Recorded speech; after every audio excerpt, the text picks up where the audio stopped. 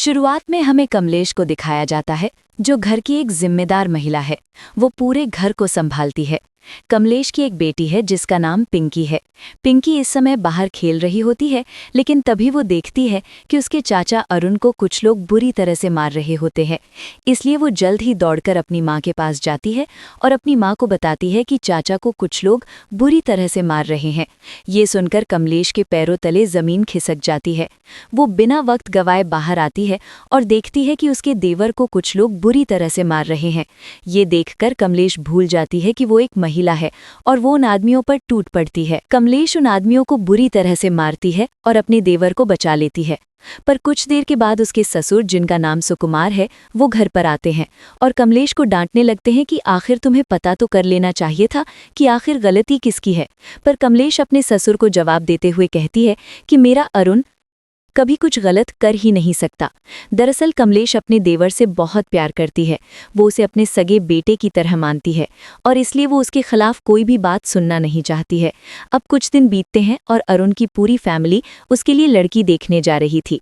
रास्ते में कमलेश और उसकी सास लड़की के बारे में बात कर रहे होते हैं कि आखिर उन्हें कैसी लड़की चाहिए। उनकी बातों से हमें पता चलता है कि उन्हें एक संस्कारी और भजन कीर्तन करने वाली लड़की चाहिए।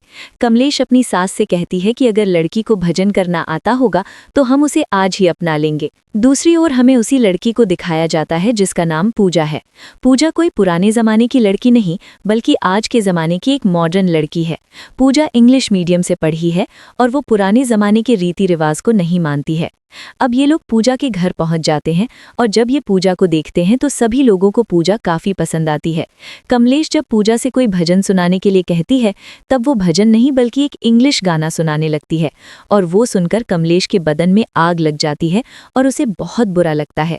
कमलेश को पूजा का पहनावा भी पसंद नहीं आता है, क्योंकि उसके ब्लाउज का गला बहुत ज्यादा बड़ा था और वो उसे कहती भी है कि तुम्हारे ब्लाउज का गला ज्यादा बड़ा है, क्या तुम इसी तरह के कपड़े पहनती हो। अब कुल मिलाकर बात ये थी कि कमलेश को पूजा पसंद नहीं आई थी, इसलिए वो लोग वहां से आने लगते हैं। लेकिन अरुण को पूजा बहुत पसंद थी और इसलिए वो अपनी भाभी से जिद करता है कि वो उसी से शादी करेगा। अब क्योंकि कमलेश अपने देवर से बहुत ज्यादा प्यार करती थी, इसलिए वो उसकी बात मान लेती है। कुछ दिन के बाद अरुण और पूजा की सगाई हो जाती है और उनकी सगाई से पूरा परिवार बहुत खुश था।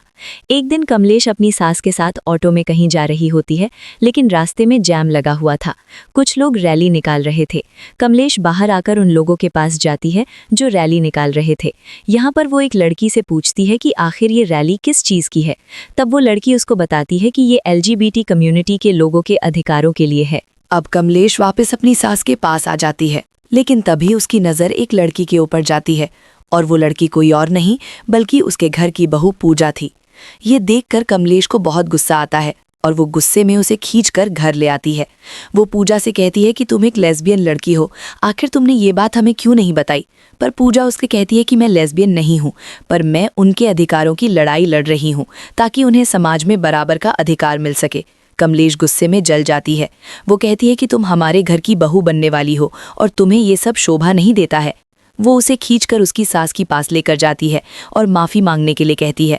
पर पूजा उससे प्यार से कहती है कि भाभी, तुम्हारी ज़िंदगी किचन से ही शुरू होगी और किचन पे ही ख़त्म हो जाएगी, पर मैं आज के ज़माने की लड़की हूँ। ये दुनिया बहुत आगे जा चुकी है और तुम अभी बहुत पीछे हो। ये सुनकर कमलेश का ईगो हर्ट हो जाता है और वो गुस्से में उसके हाथ की सगाई की रिंग निकालकर उससे अपना रिश्ता तोड़ देती है। लेकिन जब ये बात कमलेश के परिवार को पता चलती है तो वो कमलेश को ही डांटते हैं। वो उसे कहते हैं कि तुम्हें उसके साथ ये सब नहीं करना चाहिए था। यहाँ पर कमलेश का पति, जिसका नाम विनय है, वो कमलेश से कहता है कि तुमने इस रिश्ते को खराब किया है और अब तुम्हारी ही जिम्मेदारी है कि तुम इस रिश्ते को फिर से सही करोगी। पर कमलेश उनसे कहती है कि मैंने कुछ गलत नहीं किया है और मैं उस लड़की से कभी माफ़ी नहीं मांगूंगी। पर अरुण, जो पूजा को बहुत पसंद करता था, वो अपनी भाभी से उसे माफ़ी मांगने के लिए कहता है। कमलेश, जो कि पूरे घर के समझाने पर भी नहीं मानती है, पर अपने देवर के समझाने पर पिघल जाती है, क्योंकि वो उसे अपने बेटे से भी बढ़कर मानती है। अगले दिन पूजा जब उनके घर आती है, तब कमलेश उससे माफ़ी मांगते हुए कहती है कि मुझे तुम्हारे साथ ऐसा नहीं करना चाहिए था। पूजा उसे माफ़ कर देती है और वो भी उससे माफ़ी मांगते हुए कहती है कि मुझे भी रैली में नहीं जाना चाहिए था। अब दोनों परिवार फिर से एक हो जाते हैं और शादी की तारीख पक्की होने के बाद घर में शादी की तैयारियां शुरू हो जाती हैं। जिस दिन अरुण और पूजा की शादी थी, उस दिन पूजा को बहुत तेज़ बुखार था। पूजा की सहेली जो उस दिन रैली में उसके साथ थी, जिसका नाम सोना है, वो उसको दवाई देती है। अब अरुण और पूजा के फेरे हो जाते हैं और ये दोनों शादी के अटूट बंधन में बन चुके थे। पूरा परिवार बहुत खुश था। अब इसके बाद वो रात आती है जिस रात का हर एक लड़की को बेसब्री से इंतजार होता है। एक लड़की अपनी इस रात को एक अच्छी यादों के तौर पर सजा कर रखना चाहती है, पर पूजा के साथ ऐसा नहीं होता है। अरुण उसके पास आता है। वो पहले तो उससे इधर उधर की बातें करने लगता है और कुछ देर के बाद उसके करीब आने की कोशिश करता है। पूजा उसे समझाती है कि आज मेरी तबीयत खराब है, पर अरुण उसकी इस बात को इग्नोर करके उसके साथ जबरदस्ती करना शुरू कर देता है। पूजा उसे काफ़ी मना करती है कि वो आज कुछ नहीं कर पाएगी, लेकिन अरुण के ऊपर मर्दानगी का भूत सवार होता है और वो अपनी सारी हैवानियत दिखाते हुए पूजा के साथ वो सब करता है जिसके लिए पूजा तैयार नहीं थी। अब सब कुछ हो जाने के बाद पूजा बुरी तरह से रोने लगती है। उसे उम्मीद नहीं थी कि आज शादी की पहली रात उसके साथ वो सब होगा जिसकी उसने कल्पना भी नहीं की थी। अरुण पहले तो उसे समझाने लगता है कि ये सब नॉर्मल है और शादी के बाद सब लोग ऐसा ही करते हैं। पूजा उसे कहती है कि तुमने इंसानियत की सारी हदें पार करती हैं। आखिर तुमने एक बार भी मेरे बारे में नहीं सोचा कि मुझे कैसा महसूस हुआ है, मैं कितने दर्द से गुजरी हूँ। ये सुनने के बाद अरुण को गुस्सा आ जाता है। उसकी मर्दानगी पर चोट लगती है और वो गुस्से में पूजा को खींच कर ले जाने लगता है। वो कहता है कि अगर तुम्हें लगता है कि आज मैंने तुम्हारे साथ कुछ गलत किया है तो तुम्हें बाहर जाकर ये बात बाहर वाले लोगों को बतानी चाहिए और उनसे पूछना चाहिए कि आखिर मैंने तुम्हारे साथ गलत किया है या नहीं। वो उसे धक्का देकर रूम से बाहर निकाल देता है। पूजा फैसला करती है कि वो इस बात को घर की बाकी महिलाओं को बताएगी, लेकिन जब वो घर की बाकी महिलाओं को बातें करते हुए सुनती है तब वो समझ जाती है कि ये महिलाएं उसकी बात नहीं सुनेंगी। इसलिए पूजा के दर्द का हाल जुबान पर आकर रुक जाता है और वो किसी को कुछ नहीं बता पाती। पूजा अपने आंसुओं को छुपाकर फिर से रूम में आ चुकी थी। उसे उम्मीद थी कि अरुण को अपनी गलती का एहसास होगा और वो उससे माफ़ी मांगेगा, पर ऐसा कुछ नहीं होता है। रूम में आते ही अरुण पूजा की मजाक बनाने लगता है और उसके साथ फिर से एक बार वही सब करता है। अगली सुबह हम देखते हैं कि कमलेश जब नीचे काम कर रही होती है तभी उसकी नज़र छत की ओर जाती है जहाँ पर पूजा खड़ी हुई थी। वो उसके पास आकर उसकी हालत देखकर उसे पूछती है कि आखिर क्या हुआ। पूजा उसे कुछ नहीं बताती है, बस रोते हुए उससे कहती है कि मुझे अपने घर जाना है। अब इस घर का रिवाज था कि इस घर की बहू अपनी पहली रसोई करती है, इसलिए कमलेश उसे किचन में ले जाकर उससे कुछ बनवाने लगती है। लेकिन उसकी हालत देखकर वो समझ जाती है कि पूजा इस वक्त कुछ भी करने की हालत में नहीं है, इसलिए वो उसे स्कूटी पर बैठाकर उसके घर ले जाने लगती है। घर पहुंचकर पूजा अकेले में अपनी माँ से बात करती है। वो पिछली रात हुई हैवानियत के बारे में अपनी माँ को सब कुछ बता देती है, पर यह सब सुनने के बाद भी उसकी माँ को कोई हैरानी नहीं थी, बल्कि वो पूजा को समझाने लगती है कि पति पत्नी के बीच ये सब तो होता ही है, इसमें कोई बुराई नहीं है और तुम्हें इन सब बातों की आदत डाल लेनी चाहिए, क्योंकि अगर तुम अपने पति के साथ ये सब नहीं करोगी तब हमारा वंश आगे कैसे बढ़ेगा। अपनी माँ की ये बातें सुनने के बाद पूजा को और बुरा लगता है, क्योंकि अब उसका दर्द सुनने वाला कोई नहीं था। अब कमलेश फिर से पूजा को लेकर वापस घर आने लगती है, लेकिन पूजा अब मन बना चुकी थी कि उसे अपने ससुराल वापस नहीं जाना है, इसलिए वो वॉशरूम का बहाना करके वहां से भाग जाती है। पूजा को आए हुए जब काफ़ी देर हो चुकी थी तब कमलेश उसे इधर उधर ढूंढने लगती है।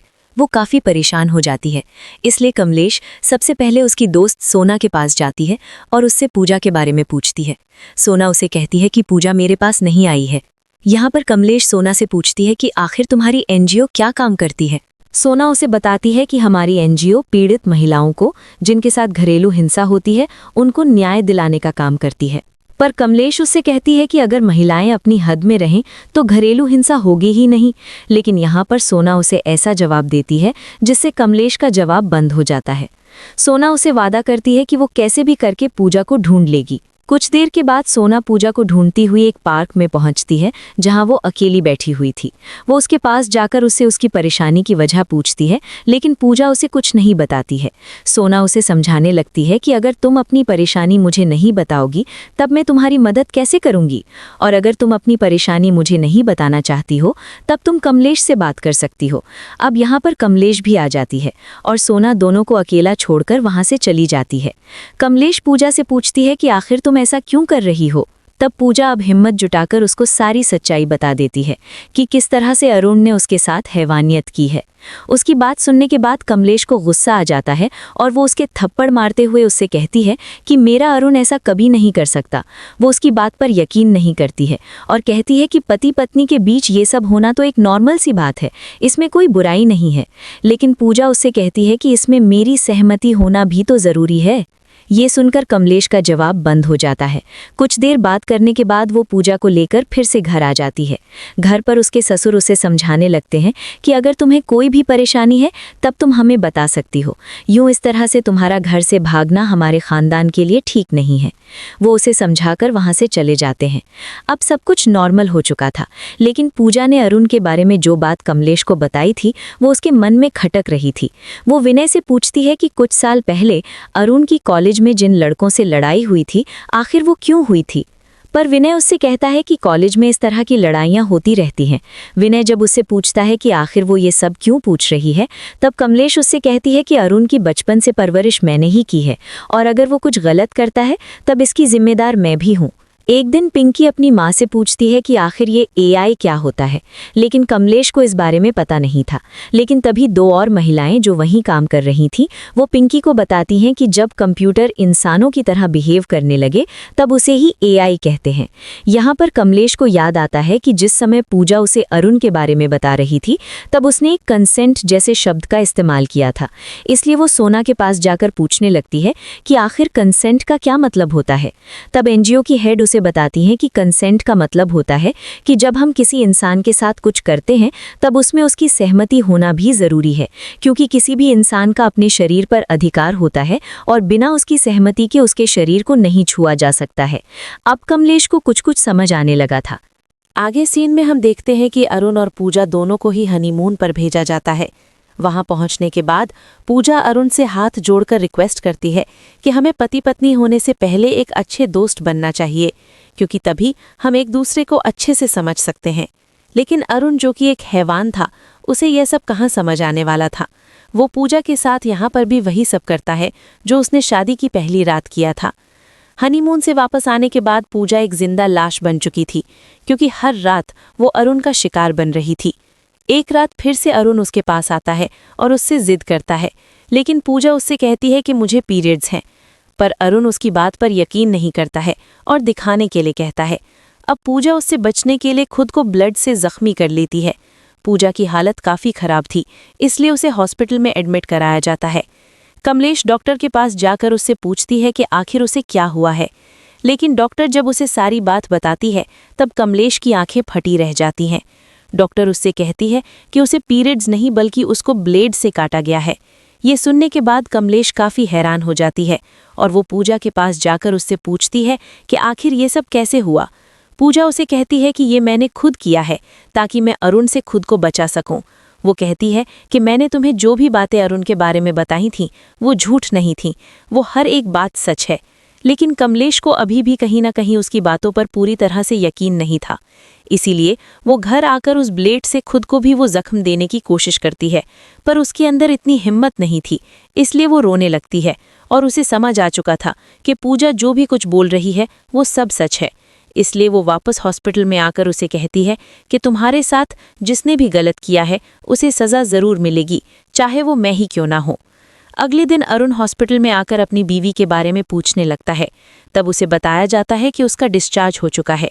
इसलिए वो सबसे पहले डॉक्टर के पास जाकर उससे पूछता है कि आखिर मैं अपनी वाइफ के साथ कितने दिन के बाद रिलेशन बना सकता हूँ। पहले तो डॉक्टर को पता नहीं था कि वो पूजा का पति है, लेकिन जब डॉक्टर को पता चलता है कि वो पूजा का पति है तब वो उसके ऊपर गुस्सा करने लगती है। वो कहती है कि तुम्हारी हैवानियत की वजह से पूजा ने ये सब किया है और अगर तुमने फिर से उसके साथ ये सब करने की कोशिश की तब वो अपनी जान भी ले सकती है। अब ये सुनने के बाद अरुण काफ़ी डर जाता है, क्योंकि अगर पूजा ऐसा कर लेती है तो वो जेल जा सकता है। दूसरी ओर हम देखते हैं कि कमलेश पूजा को लेकर घर आ जाती है। हालांकि वो चाहती तो सीधे पुलिस स्टेशन भी जा सकती थी, पर वो ऐसा नहीं करती है। वो पूजा से कहती है कि हम इस बारे में बाबूजी से बात करेंगे और अगर ज़रूरत पड़ी तो पुलिस स्टेशन भी जाएंगे। टाइम आने पर कमलेश पूरे परिवार को इकट्ठा करके सभी को बताती है कि अरुण ने किस तरह से पूजा के साथ दरिंदगी की है, लेकिन परिवार वाले इस बात को बाहर नहीं जाने देना चाहते थे।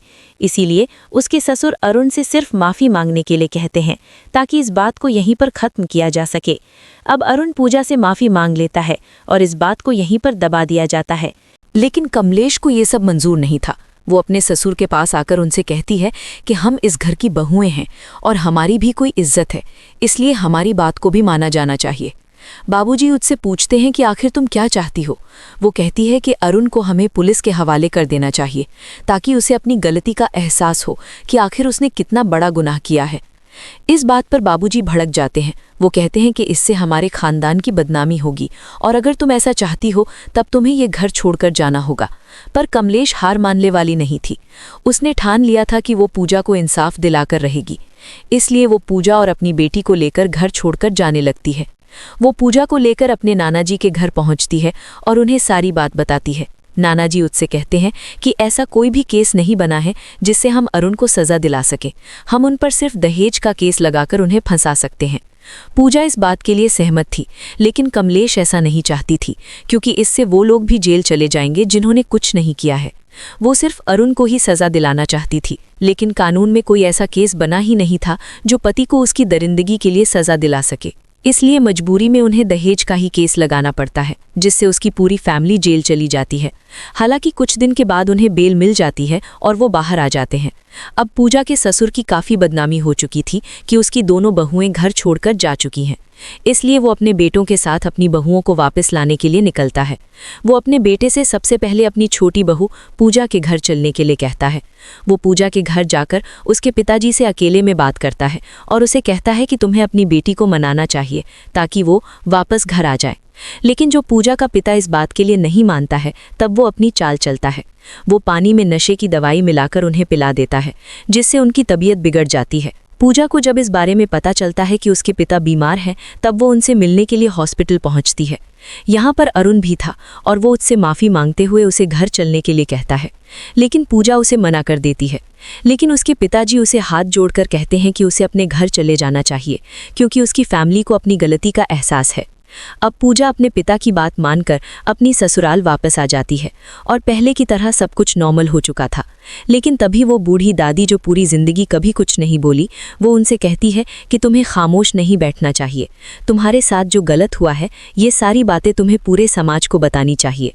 दादी की बात सुनकर उनके अंदर और हिम्मत आ जाती है।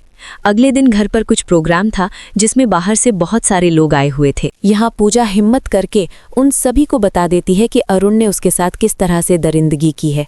वो कहती है कि उसके साथ एक बार नहीं, बल्कि जिस दिन से उसकी शादी हुई है, हर रात अरुण उसके साथ किस तरह से हैवानियत दिखाता है। ये सुनकर लोग हैरान हो जाते हैं। अब लोगों के सामने अपनी इज्जत का तमाशा बनते हुए देखकर सुकुमार को गुस्सा आ जाता है और वो सभी लोगों को यहाँ से जाने के लिए बोलता है। लोग जब यहाँ से जाने लगते हैं, तब कमलेश खड़ी होती है और सभी को रोककर उनसे कहती है कि हमें इसके खिलाफ आवाज़ उठानी होगी, क्योंकि अगर हम ऐसा नहीं करेंगे तब हम महिलाओं के साथ ये सब होता रहेगा। हमारी ज़िंदगी तो गुजर चुकी है, लेकिन हमारी बहन बेटियों के साथ फिर से कोई अरुण इसी तरह से दरिंदगी करेगा। इसलिए हमें साथ मिलकर खड़ा होना होगा। अरुण से ये देखकर बर्दाश्त नहीं होता है। वो पूजा के पास आकर उसे अंदर ले जाने की कोशिश करता है, लेकिन पूजा पीछे हट जाती है। वो उसे थप्पड़ मारने वाला था, पर तभी कमलेश उसका हाथ पकड़ लेती है और वहीं उसके थप्पड़ मारती है। कमलेश उसकी आंखों में आंखें डालकर कहती है कि आज मैं तेरा बहिष्कार करती हूँ कि घर की कोई भी महिला तुझसे बात नहीं करेगी। घर की कोई भी पूजा या रस्म में तू भाग नहीं लेगा। यहाँ तक कि मेरी बेटी की जब शादी होगी तब उसकी डोली को भी कांधा नहीं लगाएगा। वो कहती है कि तुझे सभी के सामने पूजा के पैरों में गिरकर माफ़ी मांगनी होगी। यहाँ पर वो ये भी कहती है कि तेरे बात के अलावा पूरे परिवार ने तेरा साथ छोड़ दिया है। इसका मतलब ये है कि तू एक दरिंदा है। अब ये सब सुनने के बाद अरुण का गुरूर टूट जाता है और वो पूजा के पैरों में गिरकर माफ़ी मांगने लगता है। लेकिन पूजा अब वो दबी सहमी लड़की नहीं थी। वो अपना पैर पीछे खींचते हुए उससे कहती है कि माफ़ी मांगने से तूने जो मुझे दर्द दिया है वो मैं कभी नहीं भूल पाऊंगी। इस देश में ऐसा कोई कानून नहीं है जिससे कोई भी पीड़ित महिला अपने पति को उसकी दरिंदगी के खिलाफ सज़ा दिला सके, लेकिन मुझे यकीन है कि एक दिन ऐसा ज़रूर होगा, और जब इस देश में ऐसा कोई कानून आएगा तब सबसे पहले मैं तुझे सज़ा दिलाऊंगी। और इसी के साथ हमारे वीडियो का एंड हो जाता है। उम्मीद करता हूँ कि आपको वीडियो पसंद आया होगा। दोस्तों, जाने से पहले वीडियो को लाइक और चैनल को सब्सक्राइब जरूर करें। मिलता हूँ आपसे अगले वीडियो में।